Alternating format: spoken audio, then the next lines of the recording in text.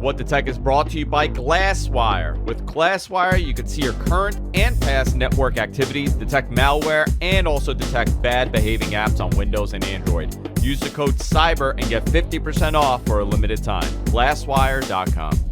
By HelloFresh. HelloFresh lets you cook, eat, and enjoy. Go to HelloFresh.com/80WTT and use the code 80WTT to get $80 off, including free shipping.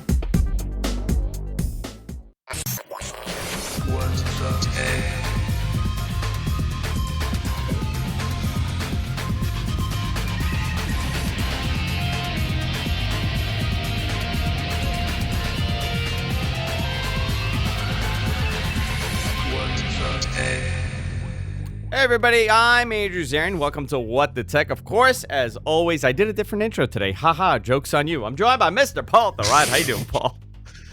Pretty good. I started talking and I didn't realize I'm really off today. I just got to tell you, I've had a hellacious couple days. I'm done working for the rest of the year. This is the last show, last What the Tech of the year, and not that I'm glad it's the last What the Tech, but that means that the year is over, and I'm glad that this year is over because it's been nothing but disaster. It's been a disastrous year. Yep. Yeah, this has not been a good year. No. For people who kind of been following the show for a long time and has followed Twit and what Paul does, you may know a good friend of ours from This Week in Radio Tech, Chris Tobin.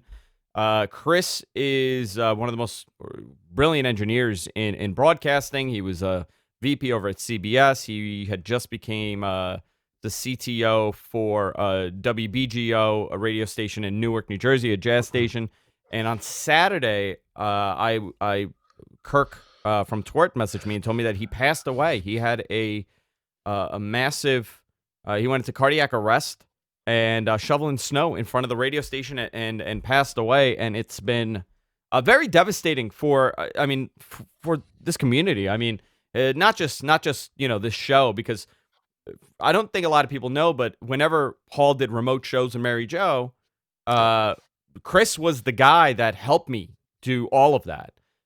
He came to events. A lot of you guys would know him from the Rattle and Hum meetups.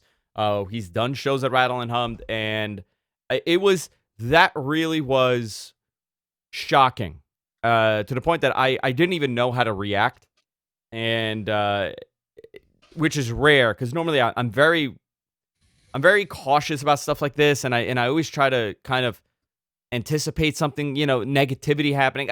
You can't ever anticipate something like this, but it really this is the worst of tech, but I wanted to start this off because he was such an instrumental part to my career here. A lot of people may not know that Chris, literally, when I started doing these podcasts 2009, I met Chris around 2010, 2011, and he really was one of the guys that taught me engineering to some extent. I mean, there's three people I would name. I would say Mike Phillips, Chris Tobin, and Kirk Harnack that sat there patiently, all engineers, and taught some, kid that doesn't really have a formal background, and said, hey, listen, we're an open book. What do you need? What do you want to know? Let me help you. Let me guide you. And Chris was that guy. We would have conversations for hours at a time, sitting down on Thursdays, having drinks and just talking about radio and just, I would just absorb everything that he had to say. A devastating loss to many people. One of my close friends, and just I've been numb, I should say, Paul, for the last couple of days. I've been extremely numb to this. I almost didn't want to do any shows, but I thought I kind of want to chug on and talk about this and just talk about it publicly. What a great man Chris was. And the amount of his reach isn't just with me. I should just say that he has helped so many people within the broadcasting world, podcasting world. So many people, selfless, never expected a thing in return, just wanted to help people. Just devastating. And I want to take a couple minutes and kind of talk about this because, the podcasting community is very small, regardless of you listen to What the Tech. I imagine majority of our audience listens to you on Windows Weekly with Leo, and we all cross paths and we all kind of intertwine in this weird bubble of podcasting. And Chris was an instrumental part for many, many people over the last decade in this industry. And just my thoughts go out to his family. Just terrible, terrible way to end this year. That was, I could expect that, and I'm going to say this in a joking manner because I kind of want to change the tone a little bit, but if you told me aliens landed, I would believe you over hearing that conversation. Really, it was just a Saturday at 2:00 in the afternoon, I get this message, and I had to read it because it just didn't resonate. It didn't make sense to me. Right. I know that he was married to Lisa, and my thoughts go out to Lisa. I can't imagine what she's going through right now with this and his family. He leaves behind a brother and a mother, and I'm sure many others. So just another a great man, and just thinking of you, my friend. So Could I, if you don't mind, Yeah, I mean, go I ahead. didn't know Chris as well as you, but I mean, he was one of those bright lights. And there have been a handful of people in my life where you meet them and you realize, my God, this is one of the nicest people on earth. I mean, he reminds me of my brother, Jonathan, in that way. It's just, if you don't like this guy, there's something wrong with you, Yeah. And he did a bunch of work for us. And he set us up that one time. I remember we did a show at CBS. He did the show But at he was CBS, always, yeah. yeah, and he was one of those guys. It was always great when he was able to come out and be with us when, back when I used to be able to go to New York, and I look forward to doing that again someday. I wish I could do it with him, but he, I'm sure what his family, his wife especially, is hearing is what they've known all along, but they'll be hearing it from people they don't know, like people like me what an impact that he had, and what a great, great guy he was. It's just sad. Tremendous impact. Last night I was having a couple drinks and I was talking. My wife adored him. I mean, Yeah. Well, just yeah. she absolutely loved him and knows how important he was to all of this. I mean, listen, I built a career on not really working. Right? I'm lucky enough. I built this thing. It was a fluke. We started off as a comedy podcast, and 12 years later, 13 years later, almost. It's become a really nice source of income for me and my family. And Chris really sat me down and said, listen, don't give up. There's something you're doing that's working. This is working. I'm telling you, I work with people in radio. This is the future. Just do it. And this guy would, even when there were so many times that I just said, I don't want to do this anymore. And he's like, no, you have to. You got to do this. And the guy was just, there's only a few people that I could say, you know what? I could call this person up and say, hey, what are you doing? I need your help. This guy would drop it and come. I say this, he was a total mensch of a person. One of the nicest people to know, and one of the greatest people in the broadcasting industry. Legendary for what he's done. And, for this show, he's been a huge help for every other project we've done. If it wasn't for Chris, I don't think I would be doing this right now. So it just shows you, how it's those small things. This guy never had to sit there and take my phone call 10 years ago when I'm like, hey, I don't know what I'm doing. Can I buy you dinner? And can we chat? He's like, absolutely. You don't have to buy me dinner. I'd love to chat. So, a terrible loss. Early in the year, I lost somebody else, a good friend of mine, a police officer. He was a sergeant, 9/11 first responder, and very similar thing. I just got a phone call over the summer saying that he passed away, 59 years old as well. So it's been a non-COVID related. I just want to put that out there too, because a lot of people think when you talk about this, it's non-COVID related.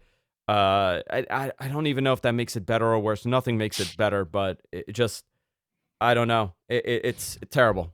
So, I want to spend some time on this and talk about him, which I'm going to be talking about him on other shows as well, because I've been asked by 1,000 people to come on and talk about, how instrumental he was. And I said, no, I don't care what time it is. I'll come on and I'll talk about it. So, I guess we can move on. It's a difficult moving on, but From that really is the worst From the worst for of me. 2020 to the worst in tech in 2020. Yeah. So to kind of we do this show. Last week we did the best of, and obviously there were a lot of things that I don't like to sit there and make the list because I like to talk about it at the moment. Sometimes there's stuff that's really bad, and then we want to kind of dwell on this. But we have so many that goes on both, right? That goes on the worst of and the best of. You gotta have a guideline here. I mean, there's probably 20 items each for either one of us on each list. I mean, that you could use. Yeah. I want to. You know what? Let's make this a little fun. You know what I'm going to go with first? I'm going to go with Intel. Wow. Nice. I'll explain why. This was a terrible year for Intel in the sense of they had supply issues. Another year where they did not have a good mobile chip to any extent. And the icing on the cake was the Apple announcement a couple of weeks ago that they are now moving to their own chipset, and they're going to be eventually leaving Intel. Also, which I kind of wanted your opinion on. Rumors are circulating that Microsoft is working on their own ARM-based chipset. Yep. To possibly move forward with. Is that now? Before we go into why this is bad for Intel, obviously we know, but we'll break it down. Is app? I know that Microsoft has been working on something like this, but is this a response to Apple, or is this something that they were planning on doing and they were always going to announce it at this time? Well, they didn't announce it. This was leaked by I'm sorry, by Bloomberg. But no, you're right. Intel's on my list as well. Intel's problems in general are just like Intel's problems with Microsoft are something that didn't just happen this year. They've been happening, right? So Microsoft last year partnered with AMD for the first time to create a custom chipset for its Surface laptops. Microsoft 3 years no, that's not true. 2 years ago, a year ago, I guess. Actually, it was a year ago. Partnered with Qualcomm to make their own chip for a particular Surface model. This stuff has been happening. Like it's been happening. And the problem for Intel is that in the PC space, they've lost ground to AMD. They've lost the technical lead to TSMC and other fabricators. They can't get even to 10 nanometer reliably, let alone 5 or 7 nanometer. Apple's at 7 now, or at 5 now, and AMD is at 7, I think. But the bigger problem really is the data center stuff. And that's where the Microsoft announcement really factors in. It's really more about data centers than it is about PCs, because this is the volume market for chipsets outside of mobile. And when you think about the advantages that ARM has over traditional CIS chipsets like the Intel stuff, it all comes down to power management and heat and efficiency. And as much as we in our space tend to think about computers and mobile devices and things, really the advantages of those chipsets make tons of sense for these cloud data centers. And so I fully expect Intel to, I think we're going to look back on this year as that kind of inflection point for Intel where they lost it. Yeah. Even though right now they make tons of money and they're in okay shape and blah, blah, blah, whatever. And they'll be doing it for many, many, many years. But well, because inertia is a wonderful thing. But unless they make some major changes, maybe buy another company or something, they're screwed. I think Intel is circling the drain right now. Yeah. And that's a crazy thing to say because, like I said, they're a huge company, but the future does not look good for Intel. Listen, for a number of reasons, right? I think the desktop mindset is something of the past, right? So that's a big part. That's a big point of this. But Andrew, this company got rid of its mobile-specific chipsets. They actually had an ARM license at one point. They got rid of that stuff years ago. They sold off their 5G chipset work to Apple last year, I think. I mean, this is... is it a leadership issue? Is it a... Because, I mean, here's the story for a lot of the younger kids that watch us, because now I'm an old man at 37. Intel's major success obviously comes from the late 90s boom of technology, going from the 486 to the Pentium. That was a big part. But the real thing was the core processing of Intel chipsets. When they, I think people don't remember this, but in the late 90s, early 2000s, AMD was really on their butts with those K6 and K7 chipsets, the Athlons, And Well, they it did was the 64-bit stuff, and Intel had better. it was one big embarrassment. They had Yeah. to copy AMD, Yeah. they basically use the same design. And Intel, luckily, I mean, they purchased that Israeli tech Yep. company that That is what developed. led to that's why they even have core chips. Exactly. That's what came out of that. The first chip they released was something called the Core Solo, which was a single core chip, which today sounds hilarious. And then the second chip was the Core 2 Duo, right? Core Yeah. Duo, and then Core 2 was the probably second gen uh, dual core chipset. And then, of course, today this quad and higher chipsets. I mean, but Intel could have fallen behind in both of those times, right? When the transition to 64-bit and the transition to these kind of mobile oriented, like what we now think of as U series processors. But they bought themselves some time. They were able to buy in and catch up and do fine. What's happening now with ARM is not the same situation. This is death by a thousand cuts. They're Yeah. getting attacked from every direction. Yeah. Uh, so just to remind people, I mean, it was really based on that core technology, the quad, the multiple cores and the hyper threading Mhm. and stuff like that. And now we've reached a different point where they need to scale down, and that was the biggest hurdle that they faced. They've had a tremendous difficulty doing this. But now with, Yeah. not that Mac sales are their end all be all, but Apple has a great ability to change the perception of the Right. consumer. They've done this. They did this with the Mac. The MacBook Air changed the perception of what a laptop should look like. I mean, forget about the performance. Forget about Mhm. people not liking it. But it changed the way we look at a laptop, the way that we look at a computer. Aesthetically, it was stunning. The Macs are beautiful, and that was a trend that Yeah. we saw happen within the PC world with a lot of the clones. Now the PC world has its own identity. They've done a great job. The Surfaces have a great identity. HP has reinvented themselves from the early 2000s to now. Lenovo, everybody's putting out unbelievably attractive products that will work great. Mhm. But what happens when the consumer no longer recognizes it's a necessity to have an Intel chipset, or when the OEMs say, you know what? Why am I going to go with an Intel and do the licensing and use someone else's? I could just develop my own ARM-based chipset. Well, I mean, that's still an expensive and risky kind of endeavor. There, some of the bigger companies can do that. I Microsoft like can, right? Microsoft can. I mean, I'm not sure it matters so much if Microsoft does on the PC side, but I mean, the bigger change here is kind of architectural and is industry wide, um, and I think more important than the PC though is just the other stuff, right? And mobile and data center. So, Apple has definitely changed the story on the client side with the PC or the Mac in their case, and we'll see how that impacts the PC space. But at the end of the day, the PC market is sub 300 million units a year. Millions of phones and tablets are sold every year, all running on these ARM chipsets. And then the data center and the IoT kind of market, the smart home stuff, Yeah.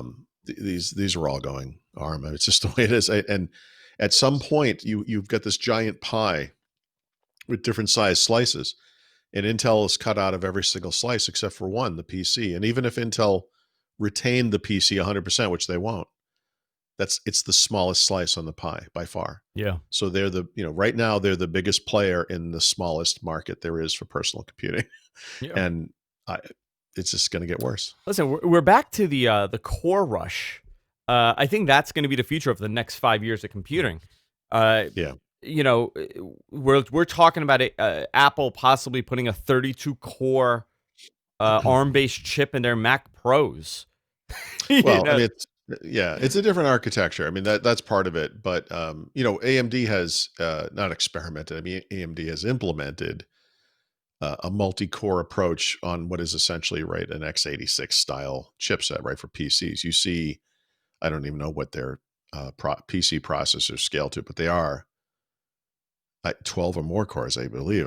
They're up there. They're really up there. I mean, and Intel has some stuff that kind of edges into that category, but for the most part, Intel's chipsets are 4 core, and then you get to i9 and 6 or 8 core, whatever, wherever they go. But Yeah, it's a different way of looking at the world. It's not the megahertz wars of the past. And the one area where Intel had been successful is just ramping up the performance. The last time they did it, and this will be like probably their last hurrah in the PC space, is 8th generation core chipset, which would have been what, 3 years ago, 2 years ago? Three They three just years. they doubled the cores, right? Remember, Yeah. they went from dual core to quad core. There was no price increase. There was no battery life impact. You just got more cores, like double the cores. And now, when you're giving kind of PC buying advice to somebody, the basic advice is just make sure you get a quad core. Yeah. That's the base, and then we talk from there. Yeah. So that was like that was the last trigger they were able to pull, and it's really just based on the success they'd always had in the past, and they really don't have anywhere to go from here, because the 32 core thing you're talking about, or whatever, what is I think the cores today in the M1 are what, 8 processor cores, 8 GPU cores.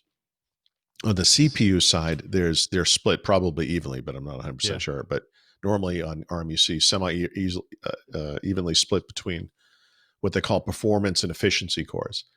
And this is the type of architecture you see in a system that was designed from the ground up to be used in a mobile device. It's not going to have fans, right? And battery life is of the utmost importance. Whereas the PC space to date, it's been more about performance than efficiency. Yeah. Yeah, I agree with you. I want to go into more topics. Obviously, there's a ton that we could talk about. But before we do, I want to talk about a great sponsor of ours and a company that I absolutely love, and it's HelloFresh. Listen, the holidays are here. We're 2 days away from Christmas, and the last thing I want to do is eat leftovers once. I got my interns here. Look at this. Oh, look at this. Beautiful. Look at it. He's bringing the HelloFresh. No, don't cook it today. Thank you. Our intern cooks our HelloFresh. He showed me for some reason. Yeah. Hey, Jamie, can you pull up HelloFresh on the screen? Thank you. No, I absolutely love it, and I hate eating the leftovers for weeks and weeks at a time. So I just got my HelloFresh order yesterday. It came in, and I'm like, this is perfect. You know what? I'm going to cook for everybody on Christmas and Christmas Eve. And after that, you know what? I want to have something fresh, and that's what they do. Here's a great offer. Use the offer code. Go to HelloFresh.com/80WTT. That's 80WTT. Or you could use the code 80WTT at checkout, and you get $80 off, including free shipping. What they do, it's a convenient, no-contact delivery to your door for easy home cooking for the family, for you or the family. I mean, they have a family plan. They got a vegetarian plan. They got a whole bunch of these. So the recipes are easy to follow. It's simple steps, super easy. They put all the ingredients in there. Do you know how many times I've had a recipe? I'm like, you know what? I'm going to make this. And now I need sesame oil. Where the hell am I going to get sesame oil at 7 o'clock at night? Do I want to go to the store and get it? No. You know what? HelloFresh, if it requires sesame oil, guess what? It's in there. You don't have to go and spend money just for one thing that you're cooking. They provide you with all the ingredients that you need. They have images. It's super easy, and your dinner is on the table within 30 minutes. It's awesome. HelloFresh is also the first global carbon neutral meal kit company, which is really cool. It's delivered pre-portioned ingredients, so you're not overbuying, you're not underbuying, which is a tremendous burden, like I said. And it's a great deal. Listen, start the new year off right. You want to try something new. You want to eat better. You want to eat cleaner, fresh ingredients instead of ordering in every night. This is the way to go. HelloFresh.com. Use the code 80WTT and get $80 off, including free shipping. I want to thank HelloFresh for supporting the show. I absolutely love HelloFresh, actually. So easy to talk about them when you love the product. I want to bring up something that it's funny. Sometimes you see a product launch and you know it's going to fail. And Quibi was one of those for me. Yep. It's on my list too. $1.75 billion invested in this.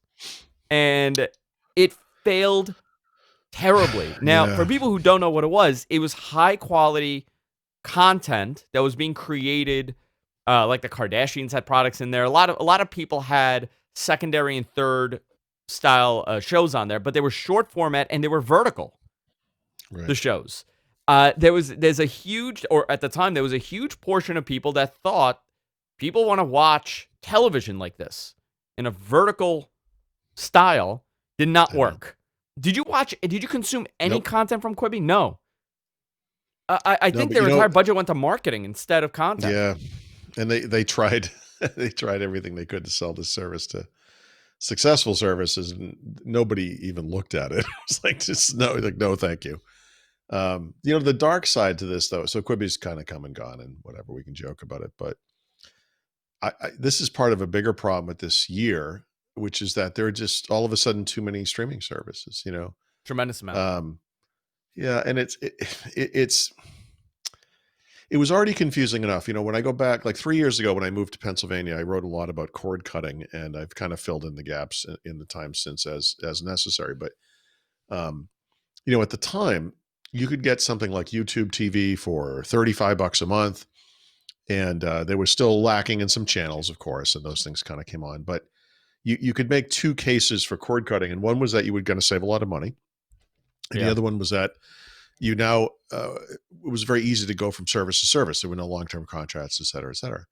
But unfortunately, what's happened to streaming services is that it's kind of like the cableization of streaming services. Oh, And it's so even worse. It's even I worse. just Hulu with live TV and no ads is like $90 a month or something now. I think YouTube TV is probably 75, 75 up bucks, yeah. from 35 at launch, right? In just a few short years, the prices of these services have more than doubled.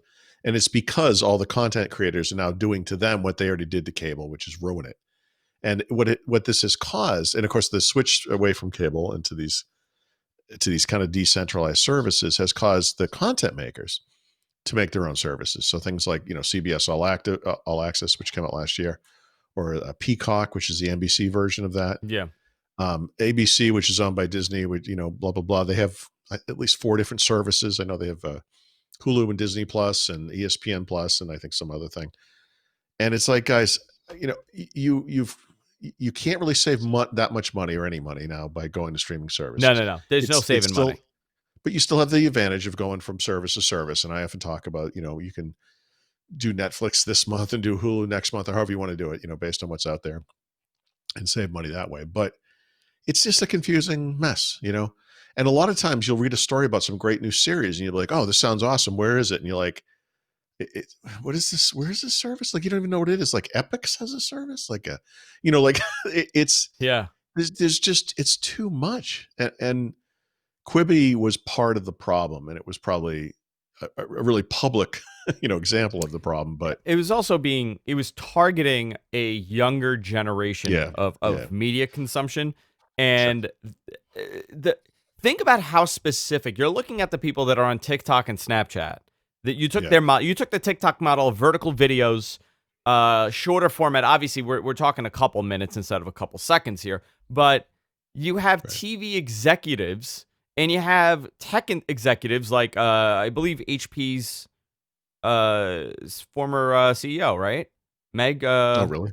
Meg. Meg Oh, Meg Whitman. Whitman, the former, wasn't she the Yeah. former governor Yes. candidate, gubernatorial candidate? She was part of it. Mhm. A lot of Hollywood people were behind it, and it was just a lack of understanding of how people consume this stuff. There's no circumstance in the world that's going to make me want to watch a show like that vertically.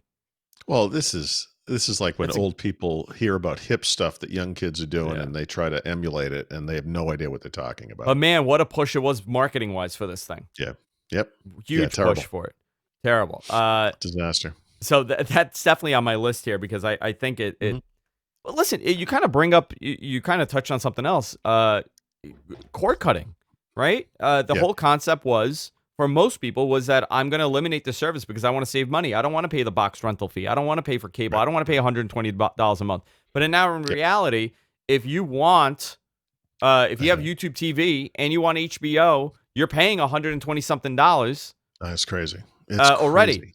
And it is crazy. It's nuts because I'm looking at what my bills are now because everybody is, right? We're in that mode again where we're like, okay, you know what's going to happen, Andrew, too? They're gonna get rid of device rental fees from cable companies. Like it's going to be regulated away. Yeah, I think they're starting with device rentals for internet routers. But like one of the big tips of 2021 is going to be, want to save money on TV? Get cable. You Yeah, know, like if it you're should already be. like I'm paying RCN, for example, I pay them only for internet access. We're at the point now where it's like just get a cable box. You know, if you want to watch football games on Sunday or live news or stuff like that, get the basic set of channels. You'll pay less now for cable. Just get it. Yeah. I mean, you're still going to get Netflix and whatever else you choose to buy, to pay for it every month. But I mean, I think for a lot of people, if it's about saving money and having access to the broadest range of content, um, cable might make sense in ways that 3 years ago I was like, oh no, I'm walking away from this. It's such a weird turnaround. It's such a terrible development. Well, even It's too satellite bad. TV, right? Satellite is Or whatever. suffering Yeah, even cable or its worse. equivalent. Yeah. Direct TV right now, AT&T, there was a story that came out that they don't know what to do with Sure. Direct TV because already they have a bad reputation, right? From the Yep. 90s of if it rains, you don't have service. But now, Right. you're paying for your internet bill already. Your internet is, $80 or $70. Plus now you got YouTube TV. Now you're at $140. Plus now you have Netflix and Hulu. You're spending like $300 a month at the end of the day if you have all these services. So you can sit For on a what? couch and get fat. Yeah, for what? It's like, For yeah, I what? know. Uh, It's a I mess, and that's yeah. Quibi is a great example of the worst one of all, but it's kind of a symptom, I think, of a wider problem. listen. I don't know. I don't know if this is going to be the year or not, but there's definitely going to be some sort of moment that people realize that they're spending way too much money on content they're not consuming. On top of that, also, listen, Yeah. we have a No. Patreon. You have Patreon content. You have YouTube subscription. You could join for bonus material here, bonus material there. I think people are going to start realizing, hey, what do I really need? I this is going to sound like it's a little off topic, but it's right in this channel. It's the same kind of thing. Eddie Van Halen died a month ago, or whatever. Terrible, tragic loss. And one of the things that's come out of that is a bunch of people that knew him have started posting videos and stuff that's just not been out there. And there's a recording studio in LA called Sunset Studio. They only fairly recently, I think, started up or they restarted their YouTube channel. And they did it before he died, and they were just posting a couple of videos about whatever. They've been around for, forever. I don't know the time frame exactly, but Van Halen recorded their first 5 albums at this place. So because Eddie Van Halen died, they brought in the engineer who was working on a box set that they ended up scrapping because their lead singer had come back, but it was all this great inside information. They just did a 2-part amazing. I mean, if you're into music and stuff like this, you got to watch this. Dweezil Zappa did a 2-part multi-hour interview. It was one of the best things I've ever listened to in my life, which is all these stories from the old days. And then they're going to have Ted Templeman come in sometime in the next couple of weeks. He's the guy who produced their first 6 albums. And so it's just for music lovers. This is like it's just a great thing that's happening. Okay, that's cool. But one of the things that Dweezil Zappa was talking about, and one of the things the studio is also involved in, is this notion of supporting artists who can't make money through YouTube or through Spotify and all this stuff, and they want to have a way to reach directly into their audience bases, and you kind of have a relationship with the band. So if you're into a particular artist or a group, they'll have these their own websites with Patreons and ways to pay them directly. And you can, in the future, there'll be special concert things where you can get tickets to them and there'll be better seats and all this kind of stuff. But I'm listening to this and I'm like, I completely understand it. Like from the perspective of a recording artist, things have gone south. They can't make money releasing albums. They can't tour this year because of COVID. So they're not making any money and they're trying to figure out a way. They just want to live like all of us want to live. But the problem is they're going to do to music what we just talked about with video content. If you like the band Green Day, you're going to go to greenday.com. And if you like the band Van Halen, you're going to go to vanhalen.com. And if you like the band, Dweezil Zappa, you go to dweezilzappa.com or whatever it is. And I get it, but the system's broken. Yeah. You shouldn't have to go to. I like 17 bands a lot, so I'm going to feed each one of these guys $1 or $5 a month or something to get access to their exclusive content. Like it's too bad that the system we have now, which is basically YouTube and Spotify, doesn't work, Yeah.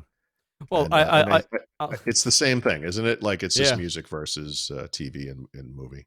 Yeah. It's terrible. You brought up YouTube and I kind of want to touch on this a little bit. I didn't even have this as a consideration, but YouTube's DMCA takedown system, and essentially everybody's, right, is severely flawed. So, Like crazy flawed. And this year we yeah. really did see it come to a head where So, people that were I'm curious. advocates of this are now saying this is broken. Yeah. Well, here's one of the ways it's broken. Like if you go to YouTube, because I wasn't sure where you were going with this, but this is something I've experienced. We talked a lot this year about how much both of us have spent time watching YouTube. Like we spent a lot of time on YouTube, and a lot of that stuff is clippy type stuff. It's like 3 minutes, 5 minutes, 7 minutes. Aliens, that's all I watch. Aliens. Okay. So, what I see on YouTube is a lot of examples of like, here's like a song, like one song from a band that I happen to like. So that's why it's showing up. I'm trying to find one now. I can't find one, but it's just a song. It's not a video of the song. It's literally just the music.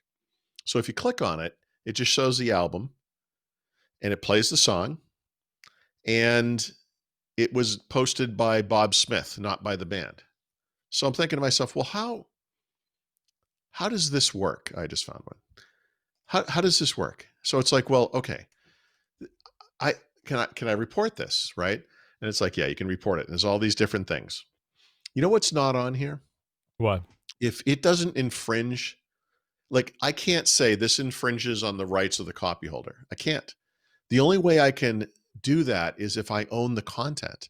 Or if you claim So if that you own it, yeah. Yeah. So if I'm a fan of a band, like for example, Paul McCartney, I just found, this is the one I found. Paul McCartney just released a new album, right? If you go to iTunes, I'm sure he's charging 10 or 15 bucks for it. You can get it streaming over Spotify or whatever else. But some guy published the whole thing. So the video is just the front and the back of the album. And if you go to report it, there's nothing I can report it for. It's not terrorism. It's not child abuse. It's not a harmful or dangerous act. The only thing, it's one of the choices is infringes my rights. So Paul McCartney would have to go here to do this. Yeah. So this thing is going to sit here on YouTube until Paul McCartney complains about it. So here's how it works. And again, it's very broken. So I'll give you the both sides of this. Obviously, Okay. You don't want somebody profiting off of your work, right? That's the problem. So if this show is really popular and some guy takes it and starts uploading full episodes, that's a problem, right? I have all the right to claim a DMCA takedown notice. Mm-hmm. However, majority of takedown notices that are being issued right now are a sham. And I'll explain why. Here's a great example of how this is broken, right? My wife has an Etsy store. Yeah. Last year, you're going to figure out a way to work in your wife's Etsy store. I know. This is the new thing. I'm just working it in. Is this the new thing? This is the new thing. Etsy is both the best and the worst. Well, this actually speaks volumes about the whole system being broken with these copyright laws. She has an Etsy store. Last year, middle of holiday season, all of a sudden, her store was shut down for 120 DMCA takedown notices. A competitor that sells a similar product decided that this is how they're going to counter my wife's store being successful. They went through every single listing and flagged every single one for copyright infringement on their products. Okay? None of it. I mean, listen, similarity-wise, they sell the same style conceptual products, but it's all different. They claim that they own the rights to the artwork that we're using. So what do? I do a response, right? Like now they did the takedown. I now have to respond with proof that this isn't the case. Then once it goes through, I guess, the process of 1 month, now it's up to the company, Etsy, to say, okay, now we're going to restore the shop, which they did 2 months later. Now, what do I do? What can I do now? I have to now sue these people for tortious interference and claim. You could also issue a takedown order against them for violating your ownership rights. Then it becomes a pissing contest, right? Then I'm lying and they're lying, and it's a whole thing. You keep offline for 2 months. I mean, I could have. What I wanted to do was sue them for tortious interference, because it's also a federal crime to do this.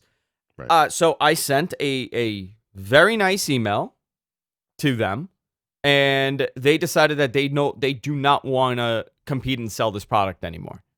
But the fact that I had to do this in this manner, you know what? You know what there should be? Hey, what's the listing? Is this it? Okay, where's your proof? Where is your proof that you own this content, Paul?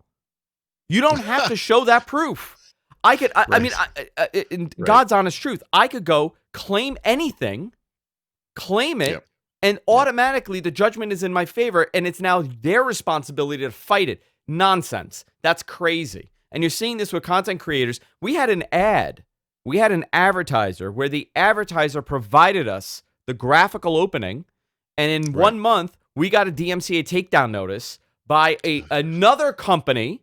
You know what it was?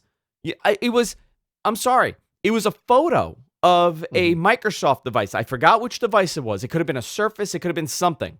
We showed the image. That's very common. We got hit by one of those on my website this year. Some goon trying to collect money. It's crazy. Yeah. It's fair use. If I have it up for 3 seconds, listen, it's a totally broken system. And it's the fact that there's no answer here because the law is outdated, and there's nothing you could do when that's the case unless you rewrite. The law's outdated, but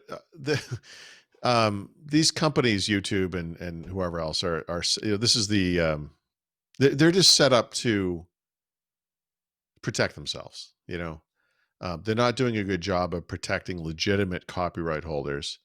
And they don't offer any way for a whistleblower to come in because they would be overwhelmed by complaints, right? I mean, I'm sure that's why, but it's astonishing to me that Paul McCartney can release a new album and it's just available for free on YouTube.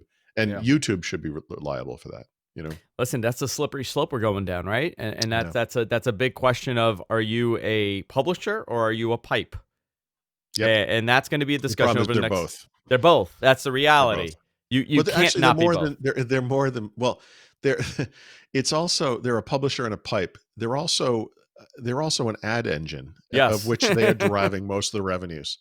And this to me makes them culpable. This is how they're guilty. But anyway, it's very interesting. And I definitely think that there should be a conversation around this because we have hit a point where the next couple of years, listen, it's not. And I don't really have this issue happen too often, but I have people that, they do a news-based show. And almost every show now, they're afraid because they're going to get some sort of takedown. If it's news-based, you're literally, this is the definition of fair use. If you're reporting on an incident, you need, obviously if it's depending on the content and the type of content and yada, yada, yada. I mean, you should, certainly at the very least should push people toward the owner of the, whoever created it, whatever. But yes, this is the definition of fair use. Yeah. I want to continue this conversation, and I want to go into the big topic here, and I really want to tiptoe around this and not make it a political thing because everything is so politically charged. But I think Paul and I are going to do a good job at this next topic after this. But I want to talk about a great sponsor, and that's Glasswire, a new sponsor on the show. A lot of you guys absolutely love this service, love this company. The amount of feedback I've gotten is unbelievable. A couple of weeks ago, we gave away a Surface Duo thanks to Glasswire. It was phenomenal, and now they're sponsoring the show. And the reason why I absolutely love it is because this has been very easy for me to tell people, install this on your computer and see what's happening. See what your network traffic is. If you do a podcast, you're doing live content. We were talking about, a lot of my friends do this. The amount of issues that they have that they don't know about is unbelievable. I was recently doing a show with somebody, and they couldn't figure out why the connection was so poor. They were connected to a VPN, and they had no idea because it was a computer that they borrowed. But you know what? I told them, install Glasswire and see what's hogging the bandwidth. And they found it, which is great. You could detect bandwidth hogs with the app that slowed down your connections. You could see what apps are phoning home without your permission. Instantly know when a new unknown device has joined your Wi-Fi network. See what apps are slowing down your connection in real time. Block bandwidth wasters, spying apps, data hogs. You could detect malware as well. And it's a great job. You also get alerts when there's any kind of changes to your DNS server without your permission. And also, did malware change your Windows host files? Glasswire knows and will warn you of this. And listen, I highly recommend, go to glasswire.com now. download the service. They have a pay service as well, but download the service. You could check it out, see how you like it. It's one popular feature, by the way, of Glasswire is that is how we have how they have the Virus Total API built into the software, and it's 100% free for anybody. So you just turn it on in your settings. Then every network-related app will be analyzed by Virus Total. Very cool.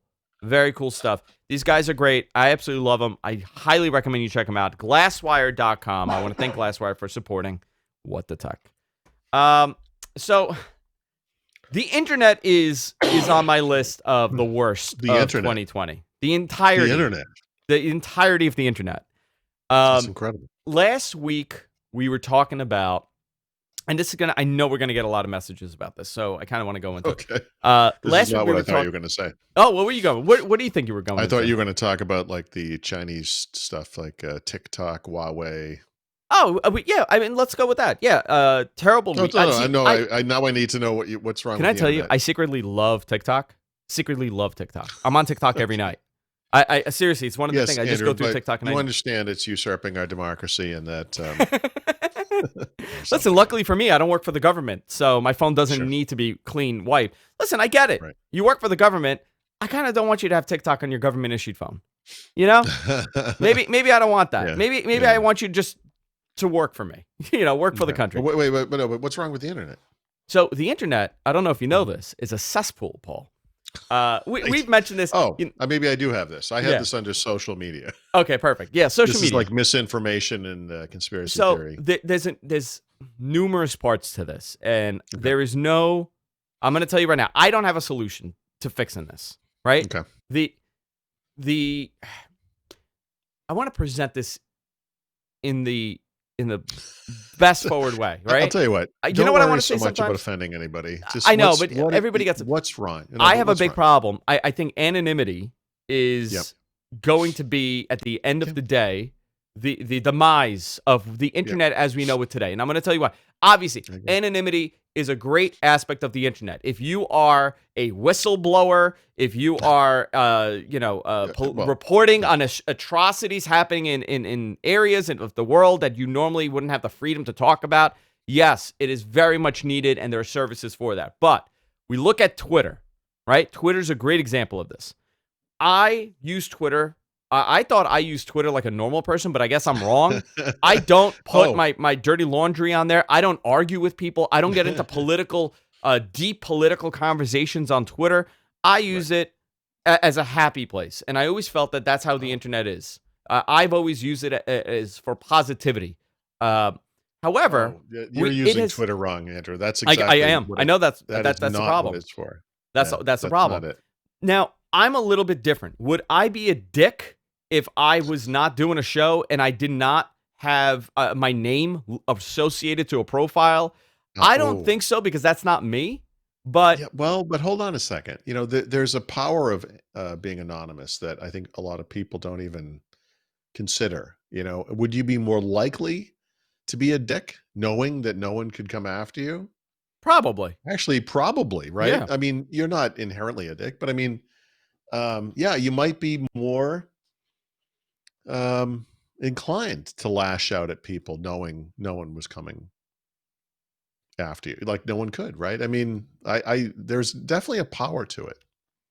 There is a power to it. And just, it was always like, I would see it, like, especially with technology, right? Like somebody was, oh, well, you're an idiot because you like a bag, but that's stupid. That's fine. But now we've got into deep political discussions with total strangers from the other side of the country, and you guys are now arguing what is the point. And I think forget about the discourse and the discussions, but there is some really bad stuff happening. People are doxing each other. They're contacting relatives, and because it's of a difference of opinion. And I don't know what the solution here is going to be. Listen, we as human beings, this is how we are. I don't care how far evolved we are, and we pretend we're this civilized. We're in the future. We're better than this. We're not. It just shows you that we're not. We don't have tolerance. No. By nature, by human nature, we Right. are not a tolerant group for other thought processes that totally invoke on what we believe. We have a big problem with this historically. I don't know, you know this. For thousands of years, Paul, this has been a Yeah. problem. Now what we have is the availability that you could talk to anybody on this planet Sure. with different mindsets, different beliefs, different religious beliefs, personal beliefs, moral beliefs, everything. And now we expect everybody to be in line with our thought process. It is one thing to not agree on a political person or a political affiliation. It's another thing to become a trash human being. And this year, on top of COVID, on top of shutdowns, on top of financial burdens, on top of the presidential issues, this has now turned people into the worst version of themselves. And I am listen, I have a libertarian mindset. I listen, I don't subscribe to any political belief at all. I have my own beliefs. That's how you should be.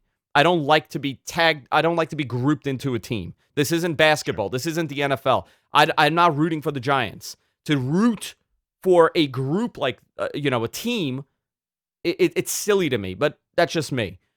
The big problem I have is it's not whether or not you want to fund welfare and I don't want to fund welfare. My problem is, how are we having these discussions?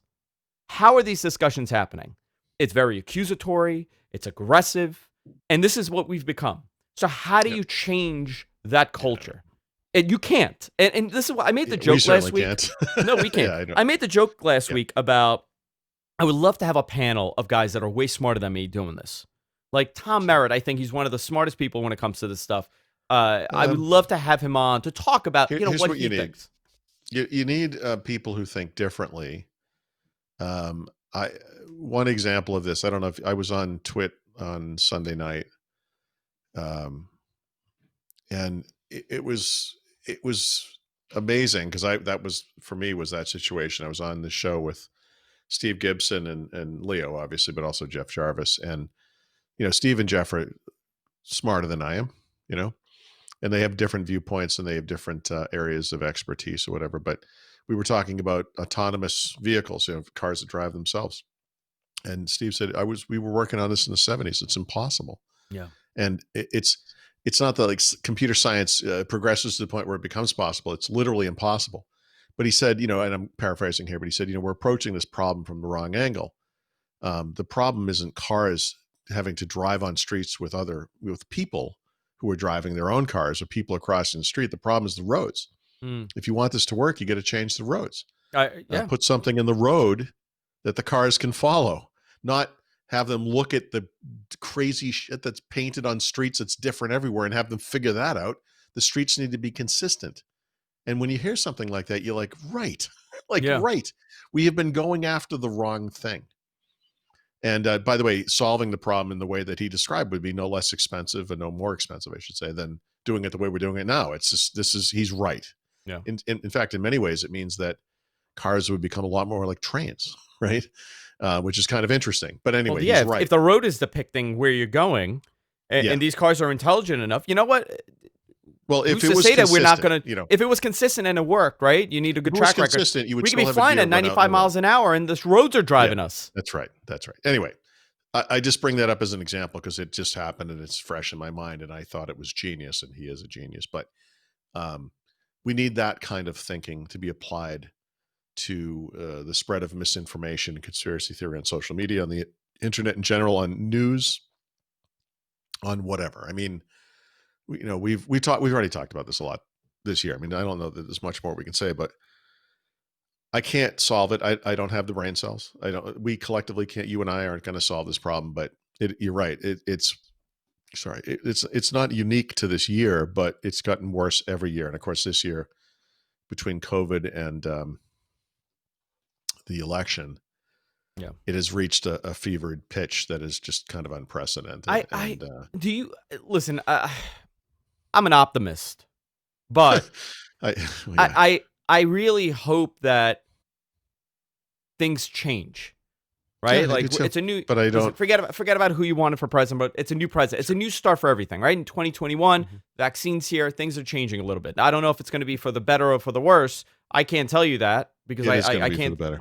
Well, no, I'm saying I can tell you that. well, I'm telling financial It is outcomes, going to right? be for the better. If there's going to be an economic fallout, because the other shoe hasn't dropped yet, and we were talking about that. Yeah. But I hope, I really do, I really hope people step back and they think about what's happened. Like, I know families, and I wish I was exaggerating this.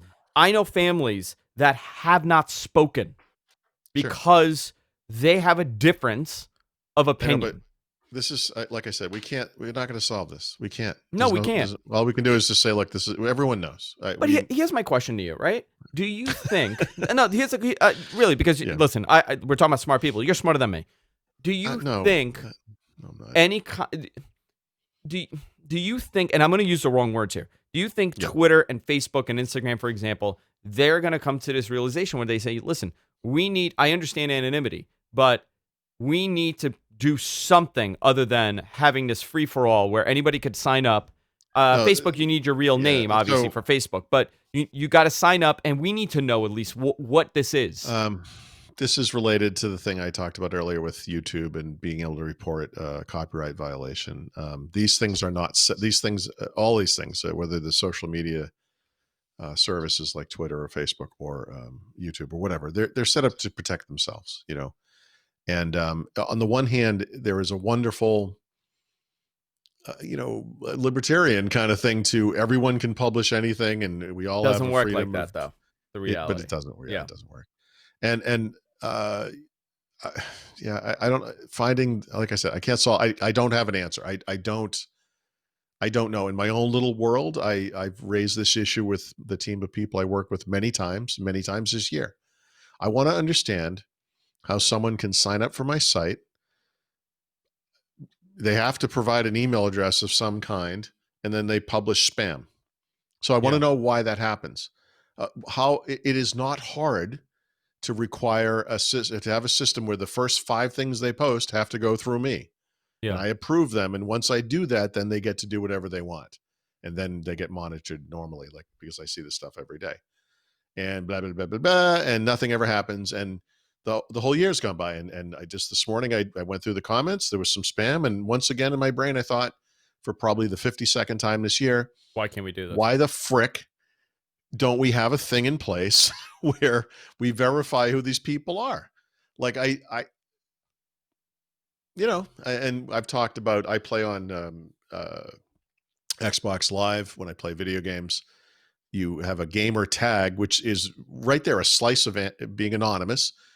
And my gamer tag is not Bob in Akron or, some stupid name, some kind of humorous name someone thought up, or some stupid sexual or childish name. It's my name. If you see you're playing against someone named Paul Thurrott on Xbox, that's me. Yeah. And that's the choice I made, but that's not the choice most people make. It's like when you go play a bowling and you're like, I want to, your name's going to be up on the thing. And you're like, you come up with a stupid name that you can all laugh at, it's cute in a bowling alley, but when you're out in the world and the internet talking about how COVID isn't real and now the vaccine they're making isn't real, it's like, dude, at some point your voice maybe shouldn't be heard. Yeah. So I can't, like I said, I can't solve it. It's just there's no evolution. There's no fixing this.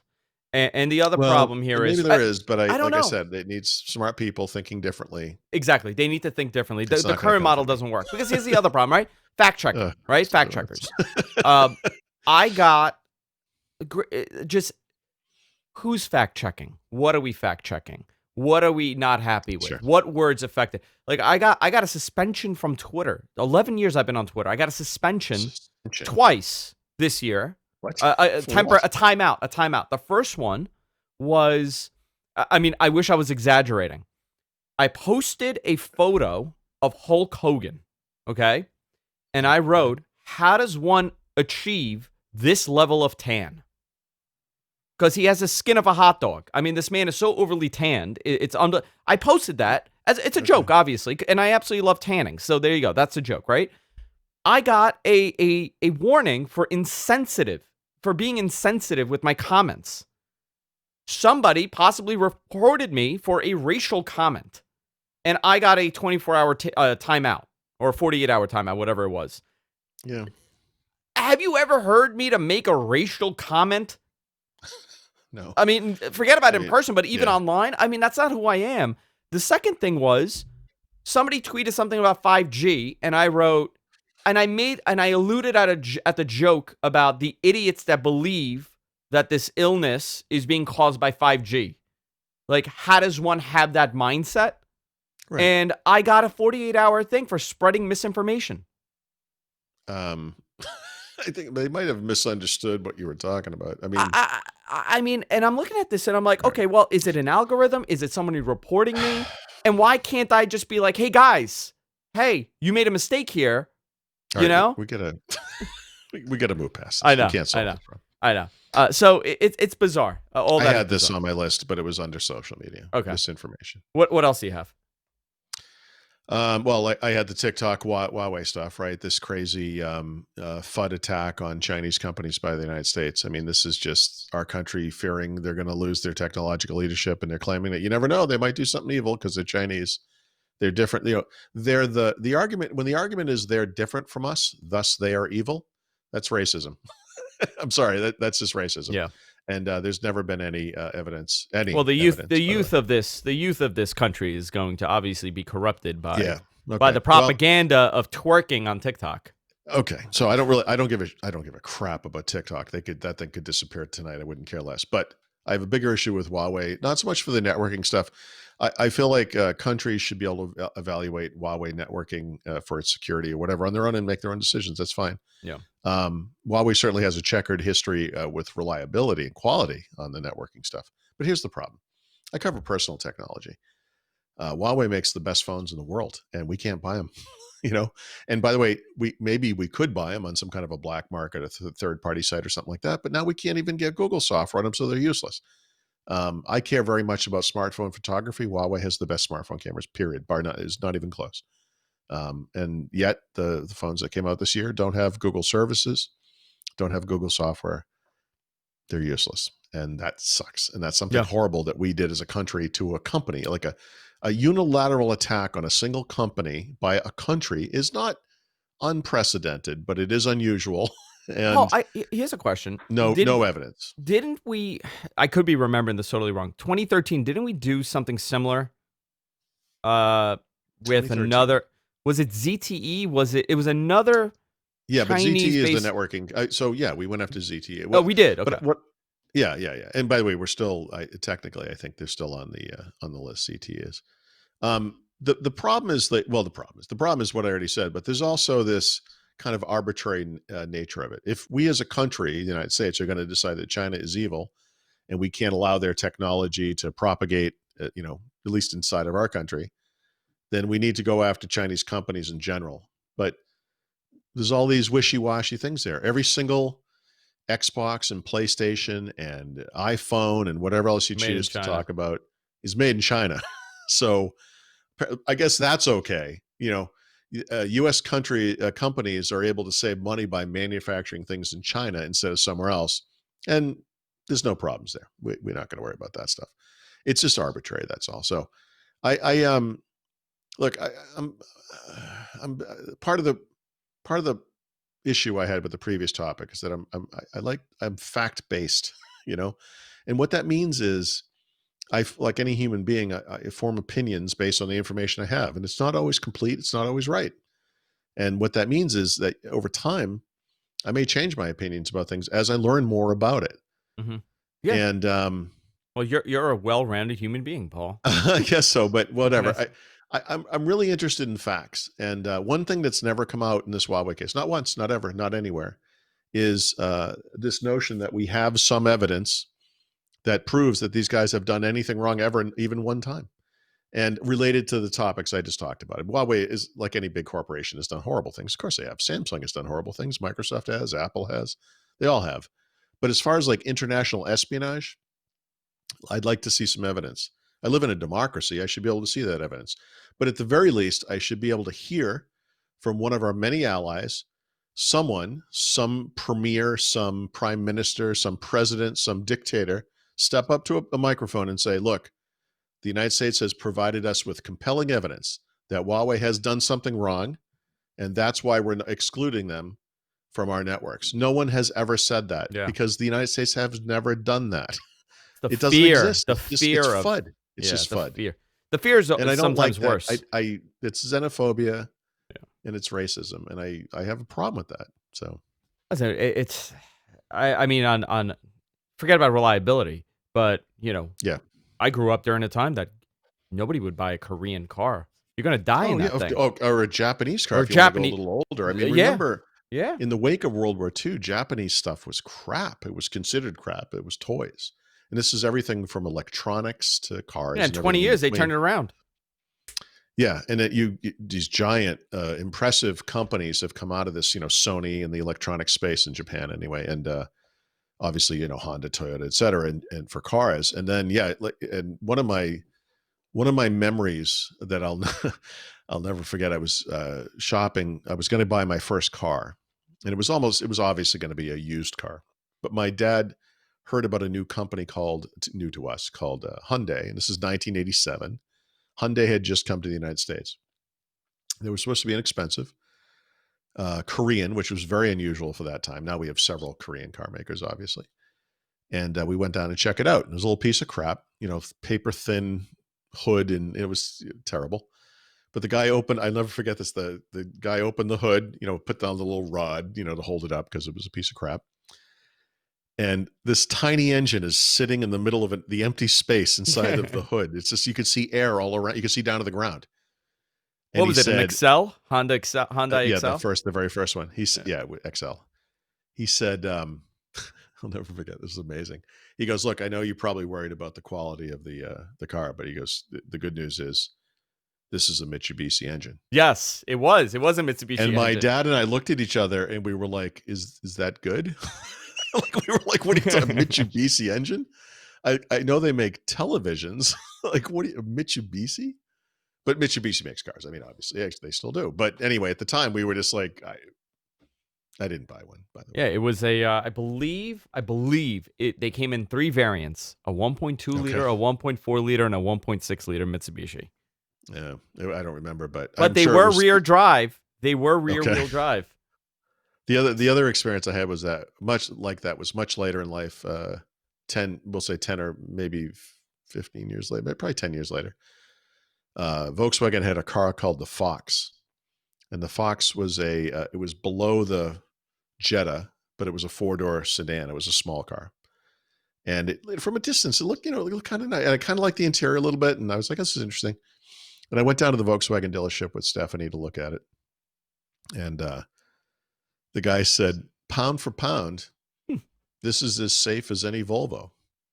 And I said, "Yeah, but it only weighs like half as much as a Volvo." So does that mean it's half as safe?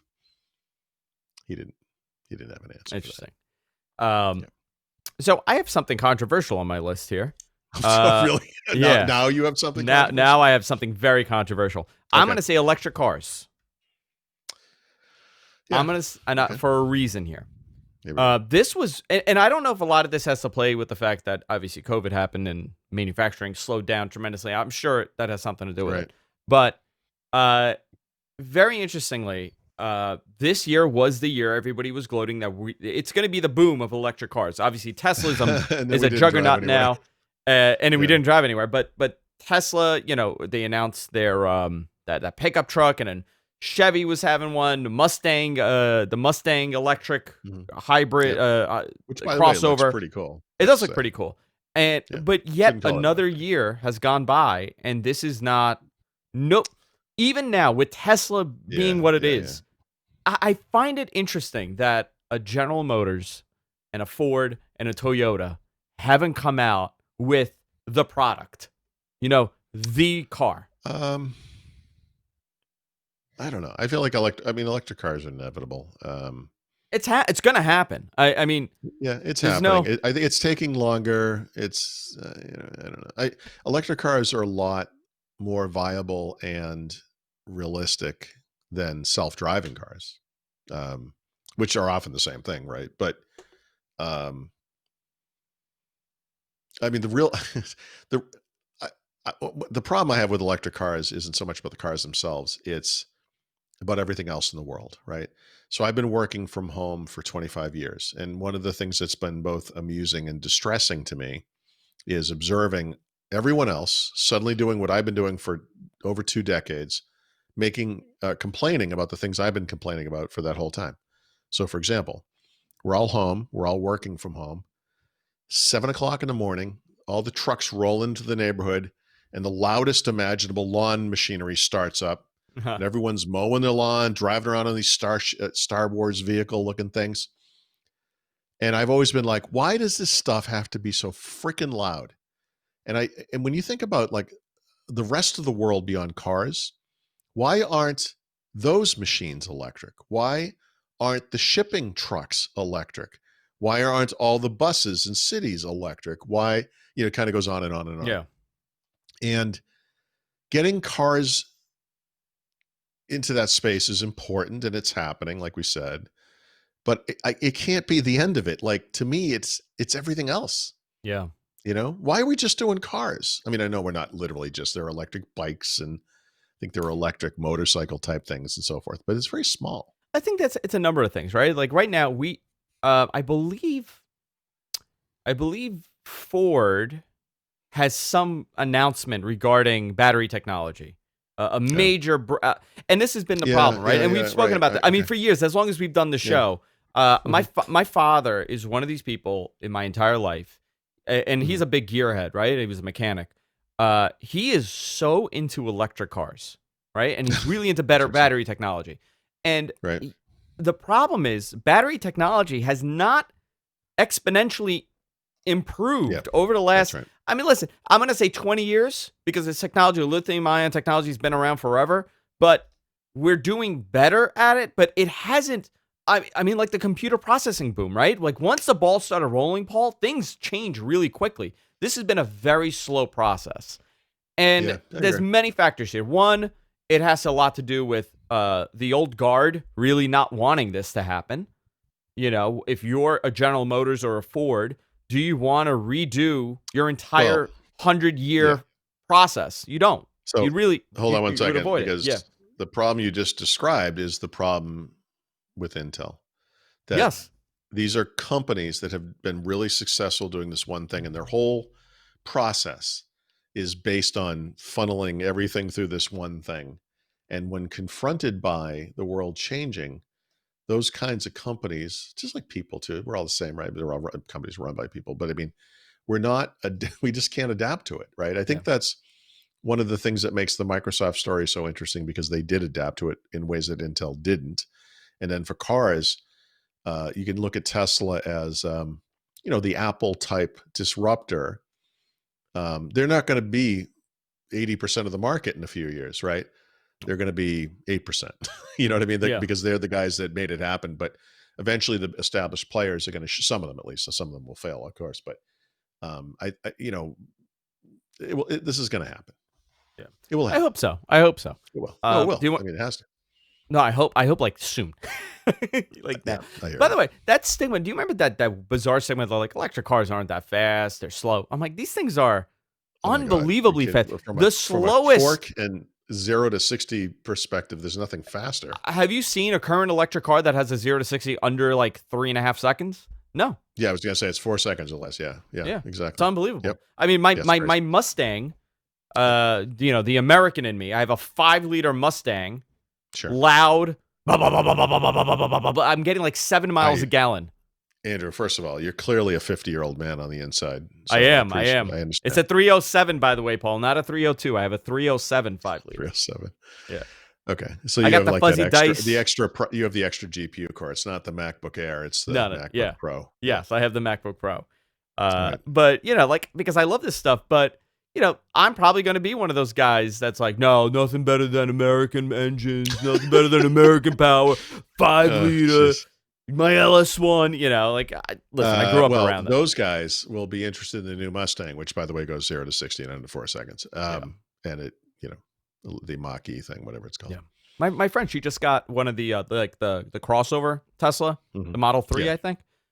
I'm like, what a stupid looking car. All right. I know that's actually my biggest problem with the Tesla is I think their cars are ugly. You They know look what? like The, jelly the beans. the Tesla S looks nice, like their big sedan. Okay, that one Yeah, looks okay. good. But the But other one's the like, rest of them are garbage. It's a jelly bean with okay, wheels, so I drove this thing. Paul, Yeah. I've never driven anything like that. Like it was Yeah, no, it's like daunting. you're taking a rocket to the moon and the G-force is hitting you when Yeah. you take off. Yeah, It's amazing. But like it's it's still instant power. It's yeah, all-wheel drive. yeah. It's technologically like 10 to 15 years ahead of what anybody else is doing. I was blown away by this thing, but I never I buy it. look forward to owning the Ford version of it. Yeah. So Yeah, I'm that's all curious. I can say to that. I I'm curious. couldn't It's care gonna less happen. about Tesla, but yeah, I think so. I'm glad that now we know where we're headed. Like there was a lot of that hydrogen Yeah. power talk and everything. Like now we know Well, there this was, is the direction. it looked, are we going to be like 20 years of hybrid vehicles or whatever? And it's like today, I'd say no. I think we're Yeah. going to go right by that. Yeah. What do you have on your list? You want to do some rapid fire before we go Yeah, and I couldn't wrap it come up? up. I didn't find the name of this. I apologize. But remember back in probably September, Amazon announced an indoor drone, and Yes. it's like it's got the little stick coming out of the bottom of it. And the idea is when it detects no one's home, it will fly around your house and just patrol your house. And then I think you can send it up and watch video of your house, make sure no one's there. Yeah, it was almost like it was like an April Fool's device. Yeah, you're like waiting for them like to do the presentation and be like, "Oh, we're just kidding. Who would ever want something like this? Ludicrous." I On the flip side, this is not one of the best things of 2020, but I feel compelled to mention this. Amazon also announced something called the Halo Fitness Band, Yes. and it doesn't have a display. The New York Times has undertaken a unilateral attack on this thing. It's crazy. It's like What? it's the weirdest thing I've ever seen. Their technology reporter finally got one. I think he just bought it normally because you have to wait. There's like a waiting list. So he didn't do it until earlier this month. I reviewed it, a month and a half ago or whatever it was. But he describes this thing as the most invasive, horrible thing in the world, and for two reasons. You can take a body scan and then you upload your body image to Amazon, which is like, oh my God, who would ever want to do that? And the other thing it does is it listens to your voice and it gives you a report on what your tone is. The idea being that if you're too aggravated all the time, Yeah. you might want to tone it down or something. So this drove this guy nuts. And then it made their list of the worst technology of 2020. This guy is wrong. So first of all, those two features that I just mentioned, the body scan and the voice recording, are both optional, and you have to do them explicitly. They're not on by default and you turn them off. Like you have to do it. And so you could try it and see how it works. And if you don't like it, you don't have to do it. But honestly, that device works great. And for a lot of, I use the screen. So like when I work out, when I go to the gym, it tracks some things automatically. But if I start an elliptical or if I start lifting weights, I use the screen. I'm doing this and I'm starting and I've done this and I'm finishing, and that's how it works. I use a Fitbit. But I think for other people, this is the type of device that I feel like doctors or hospitals would be comfortable handing out to their patients as a way to keep track of how they're doing over time. It does all the heart rate, the Yeah. normal stuff that everything does. It's not the best of 2020. Like I wouldn't have put it on my best of list, but it's absolutely not the worst of. And I get being fearful of Amazon data collection and all that kind of stuff. But Amazon, like Google with the coming Fitbit acquisition, has been very clear that you own this data. It doesn't get used for anything else. And if you want to delete it, you can delete it. They've done what they can do for that kind of thing. And there's nothing wrong with it. It's just not for me personally, but I I think don't understand. Amazon's data collection. I mean, if your Yeah. purchases ever leaked, you would know so much about an individual. Well, You know? but there, that's a good point. But I mean, there again, like, not that my order list is like published online for anyone to see it, but what do I buy on Amazon, right? I mean, I bought headphones and I buy coffee. I bought this shirt I'm wearing. This is an Amazon Essentials cheap shirt. This thing cost about $12, and when it gets stained, I just buy another one. I probably have 25 of them. I buy phone cases. I bought a rechargeable battery for my Xbox controller. I mean, it's exciting stuff. You know, it's not Do you and Steph share an Amazon or no? Yeah, You do. yeah, yes. It's the Okay. same account. I don't know how this works, but at I some don't point like sharing mine. what do you mean? So so Jess You mean uses like the my literal Amazon. same email address? Yeah, like the same account. So So we it's use the the same same account. account, but she goes in through her address. Okay. So they're actually tied together. But you don't see her So purchases. that's right, and she doesn't Okay. see mine. So Yeah. Christmas gets ruined every year because Jess and I Okay, use the so same there's a way to account. do that. You should have her. Stephanie did this. I don't know how you do it, but she created an account, connected it to mine, and uses this. Well, I was gonna say it uses the same Well, payment. Actually, I ended up maybe not. making my own account separately Mhm. and doing that. Right. But like it kind of jumbles up the Well, algorithm but for me. you might want to time together for like rewards purposes, Hmm, right? yeah. Or to share the Kindle library or whatever. Anyway, yeah, there's a way to do it. Yeah.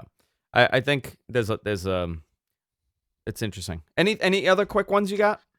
Yeah, 5G. Oh yeah. Deployment of Absolutely 5G. has not lived up to its promises this year. 5G might be. I should have thought of this ahead of time. It might be one of the most overhyped technologies of all time. And the sad thing is, I feel like eventually it's going to really matter. But the reality of 5G today is that there are two major variants of it. One of them just works like 4G and it's everywhere. And honestly, in many cases, it gets lower speeds than 4G. And the other one is that wave thing that only Verizon has in the United States. And it's like you have to be perfectly centered up to the satellite on a clear day. Hold If you on, walk into a Paul. shadow or behind it, yeah, it doesn't work. And the promise of this thing is that, like, this is the story. This is the ultimate 5G fantasy: is you're standing in line to board a plane, which we didn't do in 2020, and all of a sudden you're like, oh crap, I forgot to download something on my iPad so I can watch it. And if you're on a 5G connection, you could go to Netflix and download an entire series, like 10 shows, in 37 seconds or something like that. And the idea is that's all downloaded, and then you get on the plane and you're offline and it's there, and there you go. You're flying across the ocean. It's fine. That's fascinating. But the reality of these cellular plans that everyone has, like, you were, I don't know if you did this publicly, but you were talking about it to me privately, is that they're really expensive and they're not unlimited despite their names. Oh, So if yeah. you downloaded a Netflix show on your 5G connection before you got on a plane, when you landed, you would discover you have no more data left. Yep. And also your bill is like $300. Yeah. And depending on the system you're on, the carrier, you might not be able to do anything about it. Like Rich Woods was complaining, like he had hit his, I think it was T-Mobile limit. And he's like, fine, I just want to pay $20 to get another gigabyte. And they're like, yeah, you can't do that. You got to wait till you're on whatever it is, 3G or something until next month. And he's like, but I'm on day 5 of the month. It's like, I just made a mistake.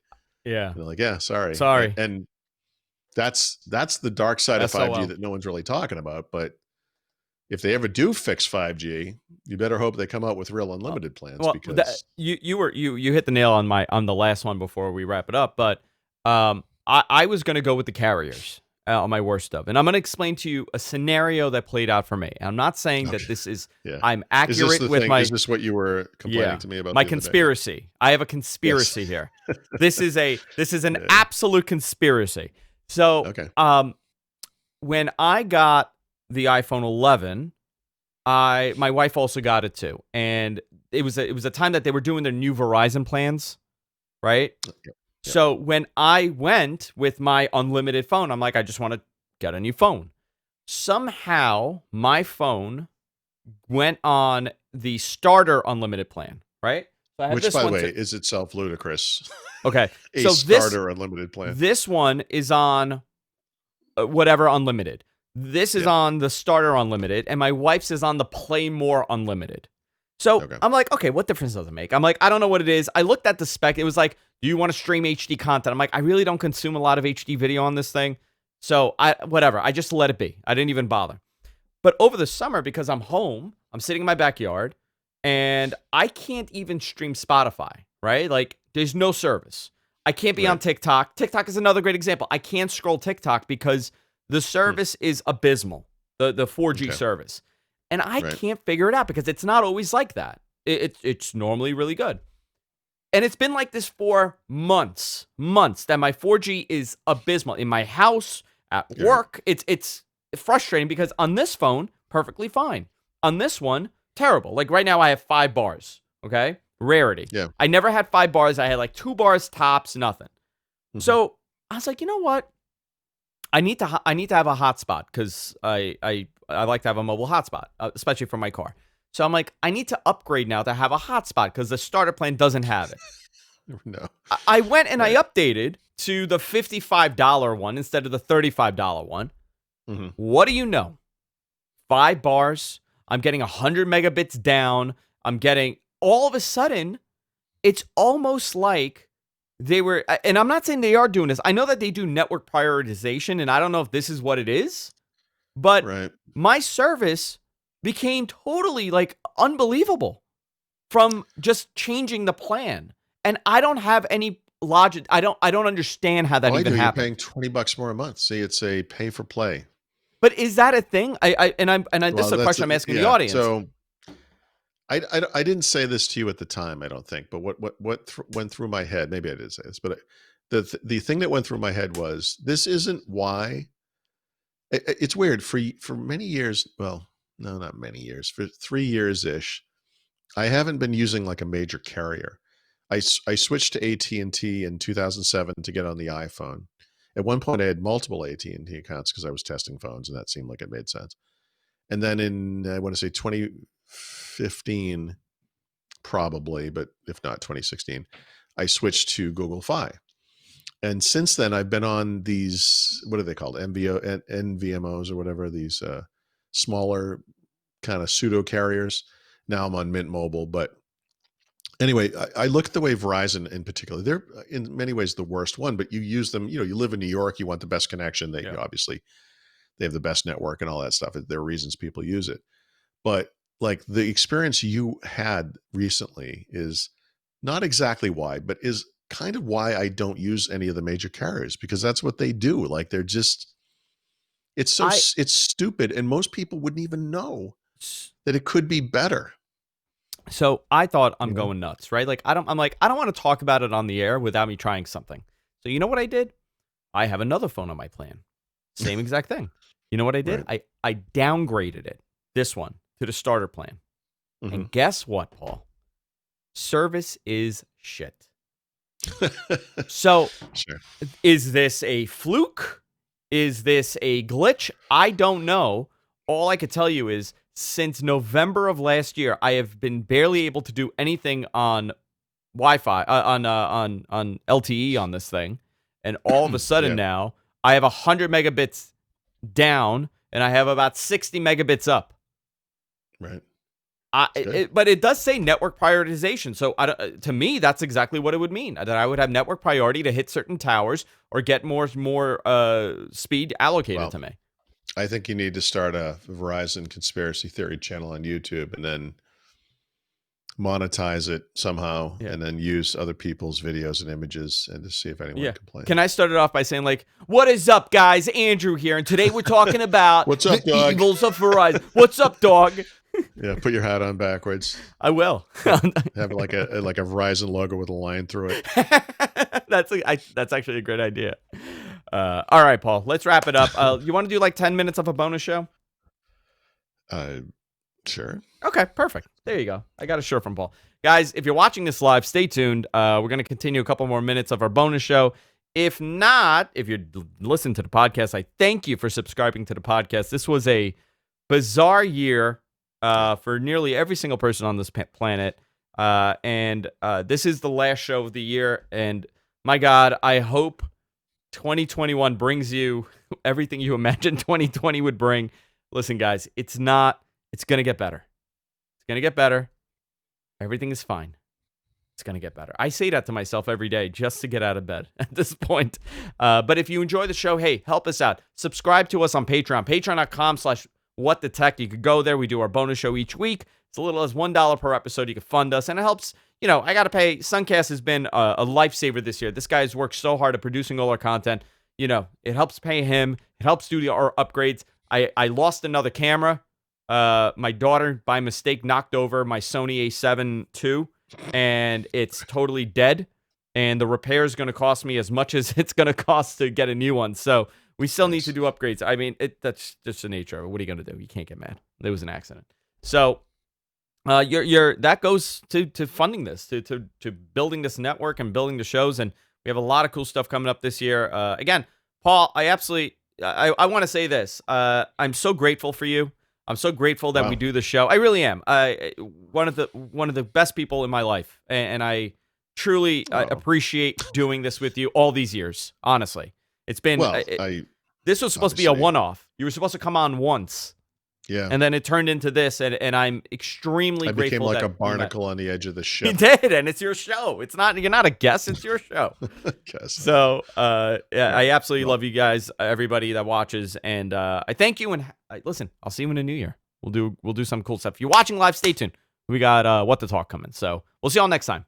Adios, amigos.